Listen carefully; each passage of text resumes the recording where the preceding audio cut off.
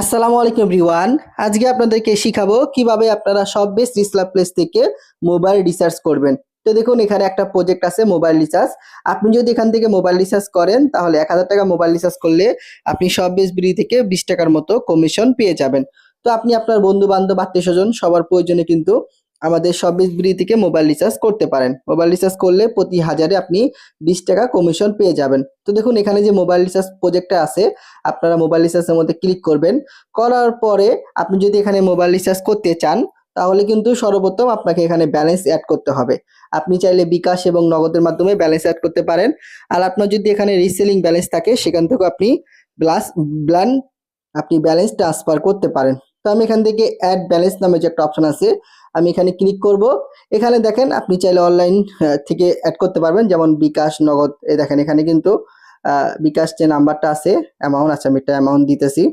ধরেন আপনি ৫০ টাকা অ্যাড করেন, এখানে ৫০ লিখবেন। লেখার পরে দেখেন এই যে আপনি চাইলে বিকাশ এবং নগদের মাধ্যমে কিন্তু আপনি এখানে টাকা অ্যাড করতে পারেন। ঠিক আছে? এখান থেকে আপনি বিকাশ এবং নগদের মাধ্যমে সর্বপ্রথম টাকা অ্যাড করে নিবেন। তো টাকা যখন আপনার এখানে অ্যাড হয়ে যাবে, এখানে যখন ব্যালেন্স থাকবে, তখন এই যে দেখুন এখানে মোবাইল রিচার্জ যে অপশন আছে, আপনি এখান থেকে মোবাইল রিচার্জের মধ্যে ক্লিক করবেন। তো মোবাইল রিচার্জের মধ্যে ক্লিক করার পরে আপনি যেই নাম্বারে মোবাইল রিচার্জ করতে চান, আপনার যে নাম্বারটা আছে, আপনার নাম্বারটা এখানে বসিয়ে দিবেন। তো আমার যে নাম্বারটা আছে আমি নাম্বারটা এখানে বসিয়ে দিলাম।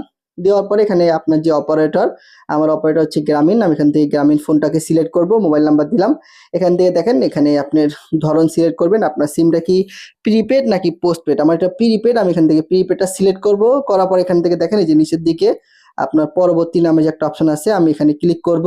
তো এখানে ক্লিক করার পরে দেখেন আমি যদি ৫০০ টাকা মোবাইল রিচার্জ করি, তো দেখেন আমি যদি ৫০০ মোবাইল রিচার্জ করি, আমি কোম্পানি থেকে সব এসবিডি থেকে কিন্তু ১০ টাকার মতো কমিশন পেয়ে যাব।